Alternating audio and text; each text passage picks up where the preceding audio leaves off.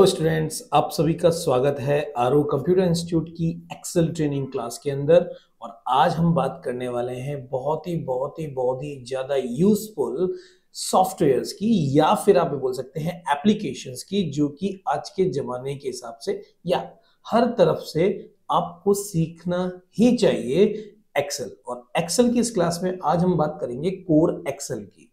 Core Excel के अंदर हम बेसिक से स्टार्ट करेंगे, मतलब कि जिन स्टूडेंट्स को एक्सेल के बारे में कुछ भी नहीं पता, जीरो लेवल से वो स्टार्ट करना चाहते हैं, तो आप हमारे साथ इस चैनल पर जुड़े रहिए, क्योंकि हम यहाँ पे आपके लिए लाए हैं एक्सेल की कोर एक्सेल की क्लास, जिसके अंदर हम आपको सबसे पहले बेसिक फाउंडेशन कवर करवाएंगे। इसके बाद अब आने वाली जो हमारी नेक्स्ट प्लेलिस्ट होगी, उसके बाद एडवांस एक्सेल की होगी, और फिर हमारी एडवांस मॉडरेट लेवल में, जिसके लिए हम data visualisation and Power BI की क्लासेस को इसके अंदर प्लेलिस्ट के अंदर ऐड ऑन करने वाले हैं।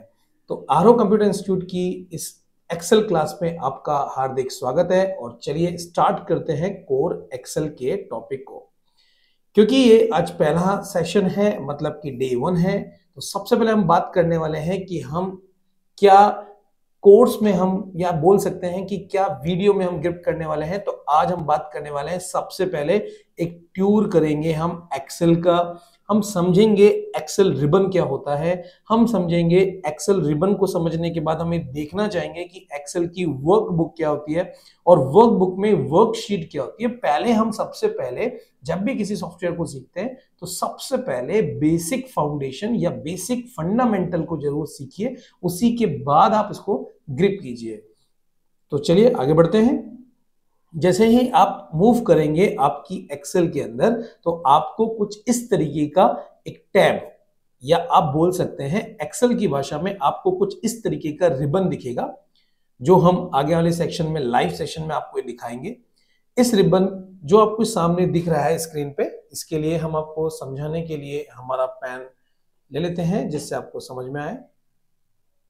ये जो आपको दिख रहा है, फाइल, होम, इंसर्ट, ये है टैब।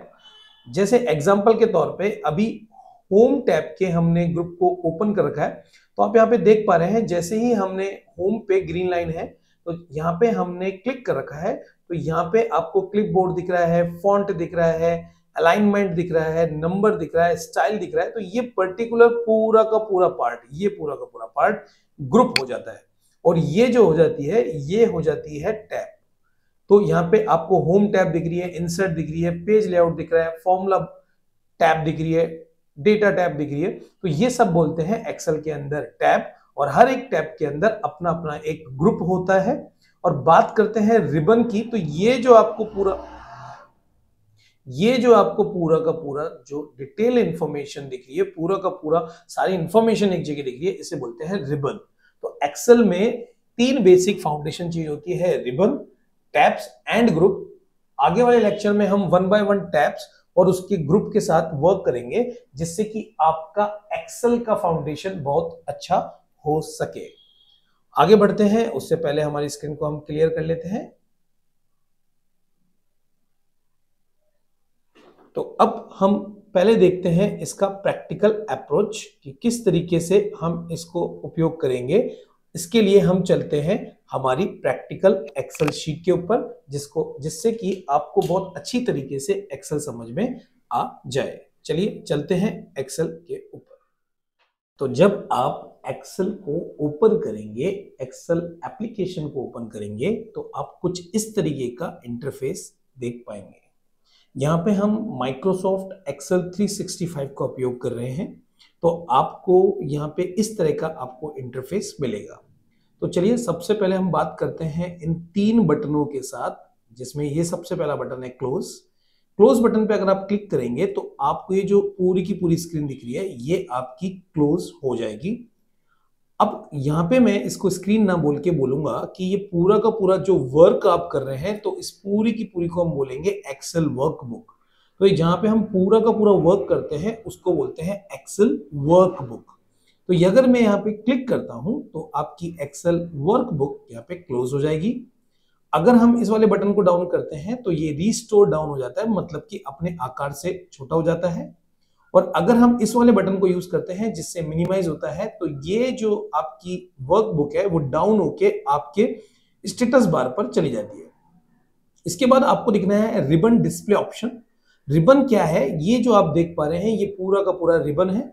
यहाँ पे जैसे ही हम शो टैप करते हैं तो आप देखिए अब आप ओनली और ओनली टैब देख पा रहे हैं। तो ये जो आपको दिख पा रही है ये है टैब। अगर आप इसे शो टैब एंड कमांड्स के साथ देखेंगे तो आप देख पा रहे हैं कि यहाँ पे आपको होम टैब दिख रही है और उसके साथ उसके नीचे ग्रुप दिख रहे हैं, ये जिससे कि आप फॉन्ट की अगर बात करें तो फॉन्ट के साथ आप वर्क क्या क्या करेंगे वो यहाँ पे मेंशन है। इन द सेम वे अगर हम इसी पे क्लिक करके ऑटो रिबन हाइड ऑप्शन पे चले जाते हैं तो यहाँ पे देखिए रिबन जो है वो हाइड हो गया, पूरी की पूरी वर्किंग एरिया आपको मिल सकता है काम करने के लिए। वापस हम क्लिक करेंगे और शो टैब के साथ वर्क करते हैं।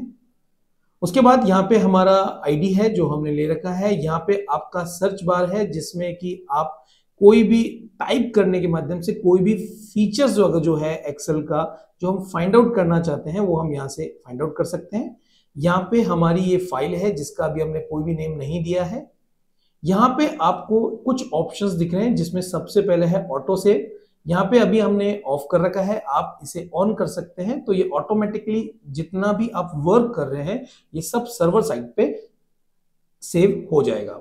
यहाँ पे आपको कुछ स्पेशल बटन दिख रहे हैं और एक आपको ड्रॉप डाउन बटन यहाँ पे दिख रहा है। जैसे आप इस पे क्लिक करेंगे तो इसको बोलते हैं customisation quick access tool bar, जिसके अंदर कुछ आपके ये जो कमांड्स हैं इनको आप शॉर्ट तरीके से आइकन के बेसिस पे यहाँ पे आपके अपर जो रो है यहाँ पे आप लगा सकते हैं, फिट कर सकते हैं। देखिए कैसे, जैसे फॉर एग्जांपल अभी हम यहाँ पे सेव पे क्लिक करते हैं तो आप देख पा रहे होंगे एक आइकन यहाँ पे स्टिक हो गया है। क्विक प्रिंट की बात करेंगे तो यहाँ पे देखिए इस तरीके से ये आइकन फिट हो जाता है, मतलब कि कॉन्टिन्यूसली यूज आने वाले कमांड को आप अपने टूल बार पे एड ऑन कर सकते हैं और आप चाहें तो इसको अनचेक करके भी हटा सकते हैं। इसी क्रम में आप नीचे देखेंगे ये जो बार दिख रही है ये है टैब, जिसके अंदर आपको टैब दिखेगा और जब आप टैब को क्लिक करते हैं तो उसके कमांड दिखेंगे ग्रुप वाइज। देखिए अलाइनमेंट दिख रहा है, क्लिपबोर्ड दिख रहा है, इंसर्ट दिख रहा है। इंसर्ट के अंदर अलग अलग कमांड है, पेज लेआउट के अंदर अलग अलग कमांड है, फॉर्मूले के अंदर अलग अलग कमांड है। तो हम आगे आने वाले वीडियो में वन बाय वन सब कुछ आपको बताएंगे, पूरा का पूरा कवर करवाएंगे। उसी क्रम में अगर आप आगे देखते हैं जस्ट ग्रुप के बाद आपको कुछ इस तरीके की विंडो दिखेगी। जैसे मान लेते हैं हम दोनों को एक बार टैब एंड कमांड्स को शो कर देते हैं। उसके बाद आपको ये 3 बॉक्स आपको दिख रहे हैं। इस बॉक्स को बोलते हैं फॉर्मूला बार, मतलब कि आप जो भी फॉर्मूला इंप्लीमेंट करेंगे उन सारे फॉर्मूले को इसके अंदर आपको दिख जाएगा कि कौन सा फॉर्मूला आपने यहाँ पे इंप्लीमेंट किया है, जो यहाँ पे आपको प्रदर्शित होने लग जाएगा। जैसे एग्जांपल के तौर पे हम एक फॉर्मूला लिखते हैं सम का, तो आप देख पा रहे होंगे जैसे ही हमने सम टाइप किया तो यहाँ पे आपको फॉर्मूले का नेम मेंशन हो रहा है। इसी तरीके से आप यहाँ पे जो देख पा रहे हैं बॉक्स, ये फॉर्मूले को डिलीट करने के लिए, फंक्शन को इंसर्ट करने के लिए उपयोग किया जाता है। और ये जो आपको बॉक्स दिख रहा है इसे बोलते हैं नेम बॉक्स। अब नेम बॉक्स क्या आता है उसको समझते हैं। जैसा कि आप देख पा रहे हैं कि आपके सामने एक शीट है जिसके अंदर कुछ स्क्वायर स्क्वायर बने हुए हैं। तो सबसे पहले हम इसको क्या बोलेंगे कि ये होती है सेल। हम इसको जूम कर देते हैं, इसे बोलते हैं हम सेल। अब सेल के मायने क्या है कि सेल का मतलब ये है, आप देख पा रहे होंगे कि आपको यहाँ पे अल्फाबेट्स दिख रहे हैं, इनको हम एक्सेल में बोलते हैं कॉलम। और यहाँ पे आपको जो नंबरिंग दिख रही है उसे हम बोलते हैं रो। तो जब कॉलम एंड रो कहीं ना कहीं किसी पर्टिकुलर पे इंसर्ट होती है तो वो जन्म ले लेती है एक सेल का, और जब कोई जन्म लेता है तो उसका कोई पर्टिकुलर नेम तो होता है। तो इसी सेल का एक नेम भी है। जैसे कैसे रीड करेंगे, सबसे पहले कॉलम को रीड करेंगे, यहाँ पे क्या लिखा हुआ है जे, और यहाँ पे क्या लिखा हुआ है 8। तो आप इस कॉलम का जो नेम देंगे वो देंगे J8। इसी तरीके से अगर आप यहाँ पे देखें तो आप खुद रीड करिए, ये है L और ये है 7। तो इस सेल का जो एड्रेस है वो क्या हो जाएगा L7। In the same way अगर आप यहाँ पे क्लिक करेंगे तो आप रीड कर सकते हैं N7, तो इस सेल का एड्रेस हो जाएगा N7। लेकिन एक्सेल बनाने वालों ने आपको एक सुविधा दी है कि आप यहाँ पे इंसर्ट करके जैसे ही आपने यहाँ पे क्लिक किया तो आप यहाँ पे देख पा रहे हैं कि आपके जो सेल का नंबर है वो यहाँ पे आपको दिख पा रहा है। ठीक है, अब क्वेश्चन ये आता है कि जैसे अभी अब यहाँ पे हमारा कर्सर है और हमने देखिए ये कर्सर अभी जो आपका कर्सर है वो थोड़ा सा मोटा प्लस का साइन आ रहा है, लेकिन जैसे हम इस पे जा रहे हैं तो ये पतला होता जा रहा है। जैसे इस पे जा रहे हैं और इस पे जा रहे हैं तो ये कुछ ना कुछ वर्क करेगा। आगे आने वाले वीडियो में हम बताएंगे कि ये कैसे वर्क करता है। सबसे पहले हमें ये देखना है कि यहाँ पे आपको रो दिख रही है 1। अब क्वेश्चन आता है कि टोटल रो कितनी होती है। तो टोटल रो आप देख पा रहे हैं इस पूरी की पूरी जो आपकी वर्कशीट है उसके ऊपर रो इतना है। अगर हम बात करें कि अगर हमें कॉलम देखने हो तो हम कंट्रोल के साथ राइट क्लिक करेंगे तो हमको कॉलम का भी अंदाजा हो जाएगा। XFD तक के कॉलम्स हैं। आप कंट्रोल के साथ डाउन की करेंगे तो आप लास्ट वाली रो पे पहुंच जाएंगे। कंट्रोल के साथ आप राइट की लेफ्ट की को करेंगे तो आप स्टार्टिंग में भी पहुंच सकते हैं। इस तरीके कंट्रोल दबा के आप कहीं भी मूव कर सकते हैं आपकी पूरी की पूरी वर्क बुक के ऊपर। आगे बढ़ते हैं और अब देखते हैं कि इसके बाद आपको नीचे यहाँ पे शीट नंबर 1 आपको दिख रही है। अगर मैं यहाँ पे प्लस का साइन लगाऊंगा तो ये शीट नंबर 2 आ जाएगी, ये शीट नंबर 3 आ जाएगी। इस तरीके की ये शीट्स होती है, मतलब कि इसे बोलते हैं वर्किंग शीट या बोल सकते हैं वर्कशीट। आप इसमें कितने भी वर्कशीट ऐड कर सकते हैं।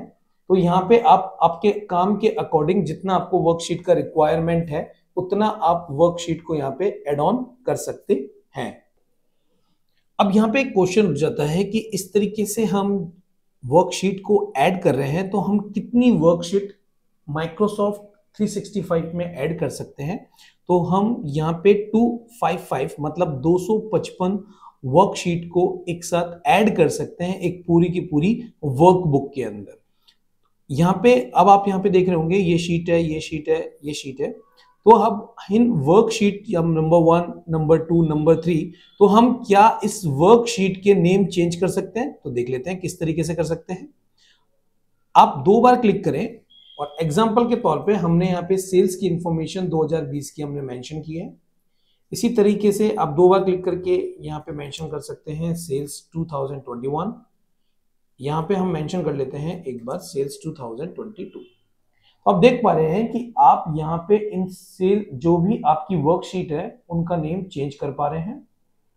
उसके बाद एक और तरीका है कि आप राइट क्लिक करके भी आप नई वर्कशीट इंसर्ट कर सकते हैं। डिलीट करना चाहें तो डिलीट कर सकते हैं और रीनेम करना चाहें तो आप रीनेम भी कर सकते हैं। मान लेते हैं एग्जाम्पल के तौर पे हमें ये वाली जो शीट है इसको हमें डिलीट करना है। तो देखिए डिलीट हो गई है। इसको हमें एक और नई शीट इंसर्ट करनी है।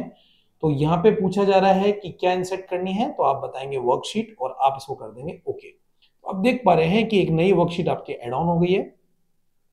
इसको हम रीनेम कर सकते हैं। तो वापस यहाँ से हमने इसको रीनेम कर देना है।